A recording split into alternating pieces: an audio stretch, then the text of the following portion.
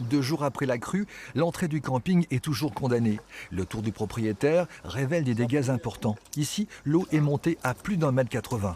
Dans la partie basse du camping, les bungalows toilés ont été copieusement inondés. L'ambiance est à la résignation. Le niveau d'eau est ici. Le mobil-home est complètement, a complètement été rempli et ça a décroché bien sûr la terrasse avec tous les dégâts qu'on y voit derrière.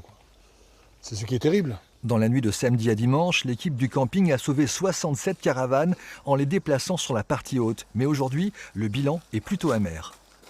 On observe d'abord une quinzaine de mobil-homes qui sont touchés et dont les planchers sont vraisemblablement hors d'usage. Beaucoup de terrasses. Les 10 bengalis que vous ne voyez pas derrière moi, où on avait une hauteur d'eau de 90. Voilà. Et puis après, beaucoup de dégâts au niveau de l'accueil. En gros, on va dire entre 120 et 150 000 euros.